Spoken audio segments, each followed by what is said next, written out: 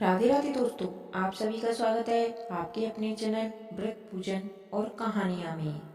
द्वापर युग में एक समय की बात है। यशोदा जी ने कृष्ण से कहा, हे कृष्ण, तुम सारे संसार के उत्पन्न करता, पोषण तथा उसके संहार करता हो। आज कोई ऐसा व्रत मुझसे कहो जिसके करने से मृत्यु लोक में स्त्रियों को विधवा होने का भय न रहे तथा यह व्रत सभी मनुष्यों की मनोकामना पूर्ण करने वाला हो। श्री कृष्ण कहने लगे, हे माता, तुमने अति सुंदर प्रश्न किया है। मैं तुमसे ऐसे ही व्रत को सविस्तार कहता हूँ। सौभाग्य की प्राप्ति के लिए स्त्रियों को द्वात्रिशत अर्थात 32 पूर्णिमाओं का व्रत करना चाहिए। इस व्रत को करने से स्त्रियों को सौभाग्य संपत्ति मिलती है। यह व्रत अचल सौभाग्य को देने वाला और भगवान शंकर के प्रति मनुष्य मात्र की भक्ति को बढ़ाने वाला है। यशोदा जी कहने लगी, हे कृष्ण, सर्वप्रथम इस व्रत को मृत्युलोक में किसने किया था, इसके बारे में सविस्तार पूर्वक मुझसे कहो। श्री कृष्ण जी कहने लगे कि इस भूमंडल पर एक अत्यंत प्रसिद्ध राजा चंद्रहास से पलित अनेक प्रकार के रत्नों से परिपूर्ण कार्तिका नाम की एक नगरी थी। वहाँ धनेश्वर नाम का एक ब्राह्मण था और उसकी स्त्री अति सुशील रूपवती थी। दोनों ही उस नगर में बड़े प्रेम के साथ रहते थे। घर में धन धान्य आदि की कोई कमी नहीं थी। उनको एक बड़ा दुख था कि उनके कोई संतान नहीं थी, जिस वजह से वे बहुत दुखी रहते थे। एक दिन एक बड़ा तपस्वी योगी उस नगर में आया। वह योगी बाकी सभी घरों में भिक्षा मांगकर भोजन किया करता था, लेकिन उस ब्राह्मण के घर से भिक्षा नहीं मांगा करता था। एक दिन योगी गंगा किनारे भिक्षा मांगकर प्रेम पूर्वक खा रहा था कि धनेश्वर ने योगी को यह सब करते देख लिया। इस अनादर से दुखी होकर धनेश्वर योगी से बोले, और सभी घरों में आप भिक्षा लेते हो, परंतु मेरे घर की भिक्षा कभी नहीं लेते हो, इसका क्या कारण है? योगी कहने लगा कि आपके धर्म हमें इस बात की आज्ञा नहीं देता, क्योंकि आप गृहस्थ जीवन में एक सुख से वंचित हैं। आपके घर संतान होने पर मैं आपके घर से भी भिक्षा स्वीकार करूंगा। उन्होंने कहा, जिसे संतान नहीं उसके घर से भिक्षा लेने से मेरे भी पतित हो जाने का भय है। धनेश्वर यह बात सुनकर बहुत दुखी हुआ और हाथ जोड़कर योगी के पैरों पर गिर पड़ा तथा दुखी मन से कहने लगा कि आप मुझे संतान प्राप्ति के उपाय बताइए। आप सर्वज्ञ हैं, मुझ पर अवश्य यह कृपा कीजिए। धन की मेरे घर में कोई कमी नहीं है, लेकिन संतान न होने के कारण मैं अत्यंत दुखी हूँ। आप मेरे इस दुख को हरण कीजिए। यह सुनकर योगी कहने लगे, तुम चंडी की आराधना करो। घर पहुंचकर उन्होंने यह सारी बात अपनी पत्नी को बताई और खुद वन में चला गया। वन में पहुंचकर उसने चंडी की आराधना की और उपवास किया। चंडी ने 16 दिन उसको सपने में दर्शन दिए और कहा, हे धनेश्वर, जा तेरे पुत्र होगा। लेकिन उसकी आयु सिर्फ 16 वर्ष होगी। 16 वर्ष की आयु में ही उसकी मृत्यु हो जाएगी। अगर तुम दोनों स्त्री और पुरुष 32 पूर्णिमाओं का व्रत करोगे तो यह दीर्घायु हो जाएगा। जितना तुम्हारा सामर्थ्य हो उतने आंचे के दिए जलाकर शिव जी का पूजन करना, लेकिन पूर्णमासी 32 ही होनी चाहिए। सुबह होते ही तुम्हें इस स्थान के पास एक आम का पेड़ दिखाई देगा। उस पर चढ़कर एक फल तोड़कर अपने घर चले जाना। अपनी स्त्री का इस बारे में बताना। सुबह स्नान होने के बाद वह स्वच्छ होकर शंकर जी का ध्यान करके उस फल को खा ले। तब शंकर भगवान की कृपा से उसको गर्व हो जाएगा।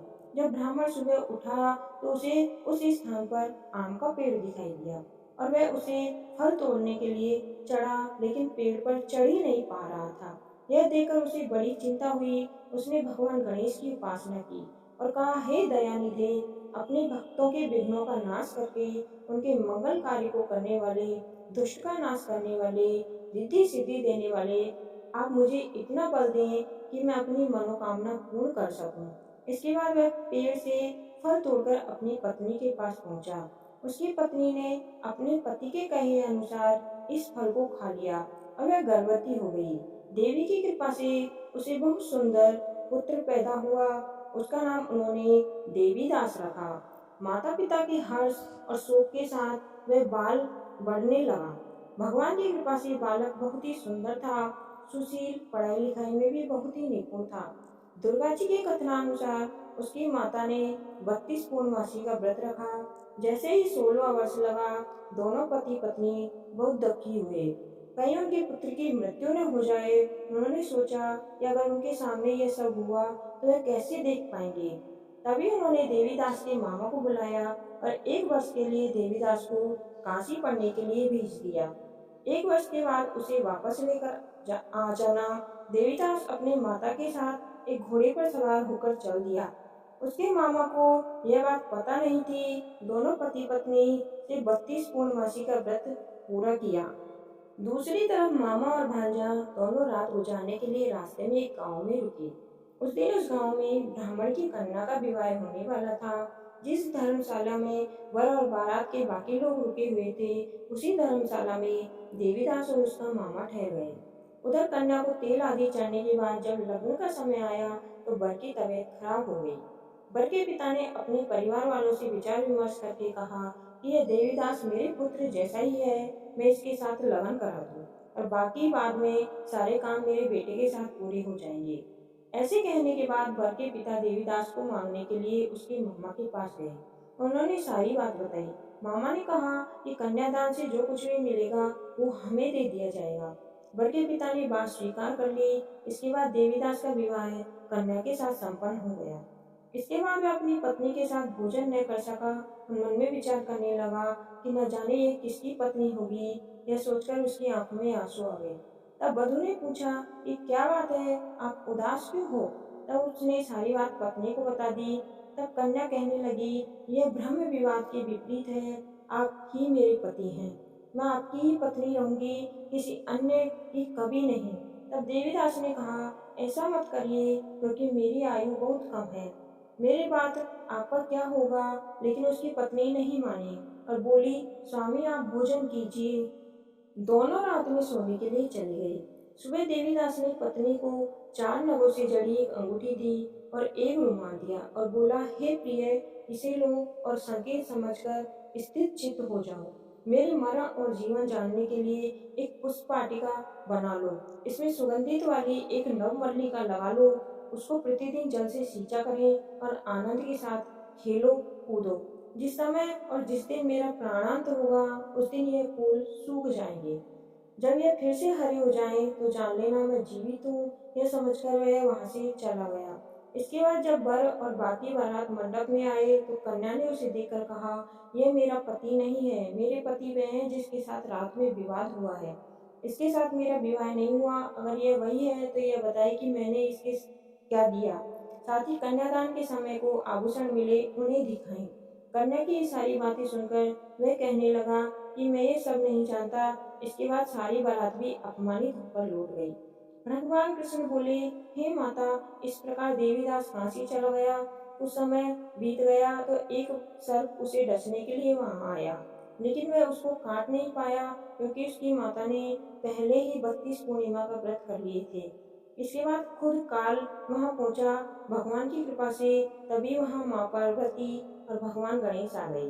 देवीदास को मूर्छित दशा में देखकर माता पार्वती ने भगवान शिव से प्रार्थना की कि महाराज, इस बालक की माता ने पहले ही 32 पूर्णिमा के व्रत कर लिए हैं, आप इसको प्राण दें। भगवान शिव ने माता पार्वती के कहने पर उसे प्राण दान दे दिया।